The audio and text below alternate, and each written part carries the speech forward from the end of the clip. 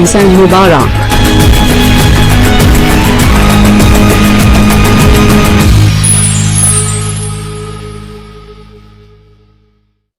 ضروری ہے. حائضہ کے لیے روزہ کی قضا ہے، نماز کی نہیں. ہمارے یہاں عام طور پر یہ خیال پایا جاتا ہے نا کہ اگر پیریڈز آ بھی جائیں تو روزہ نہیں توڑنا چاہیے اور کچھ کھانا پینا نہیں چاہیے، اس دن کا ہو جاتا ہے. یہ خیال غلط ہے.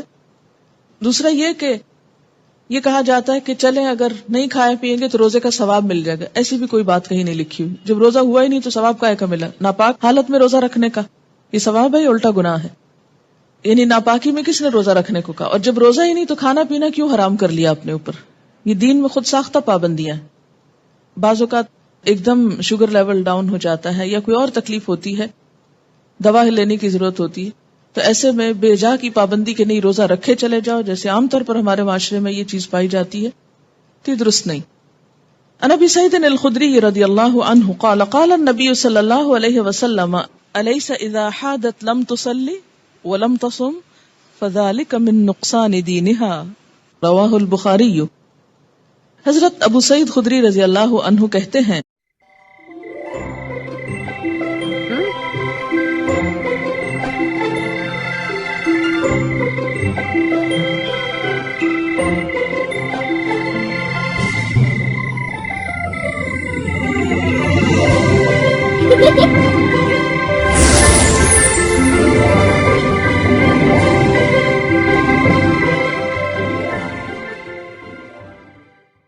کہ نبی اکرم صلی اللہ علیہ وسلم نے فرمایا، کیا ایسا نہیں کہ جب عورت کو حیض آئے تو نہ نماز پڑھ سکتی ہے نہ روزہ رکھ سکتی ہے؟ عورتوں کے دین میں کمی کی یہی وجہ ہے. اسے بخاری نے روایت کیا ہے. یعنی بہرحال جب نماز نہیں پڑھیں گے تو اس کا ثواب تو نہیں نا.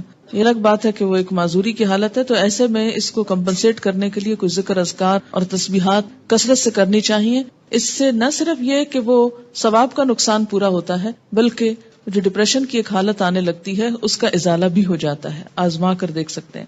اور نقصان دینہا کے کئی ایک معنی ہیں.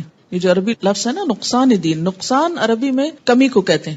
قرآن پاک میں آپ نے پڑھا نا وَلَنَبْلُوَنَّكُمْ بِشَيْءٍ مِّنَ الْجُوعِ وَنَقْصٍ مِّنَ الْأَمْوَالِ. نقص اردو میں کہتے ہیں خرابی کو.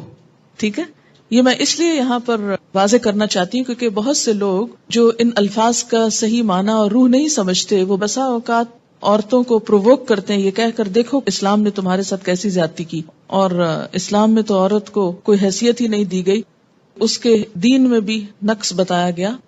تو نقص اور نقصان کمی کے لیے ہے، کسی عیب اور خرابی کے لیے نہیں. اب آپ دیکھیے کہ نماز میں تو کمی ہوتی ہے لیکن اس وقت میں جو تکلیف کی یا اذیت کی کیفیت ہوتی ہے اس کا صلہ بھی ملتا ہے کیونکہ اللہ تعالیٰ نے لکھ دیا نا یہ.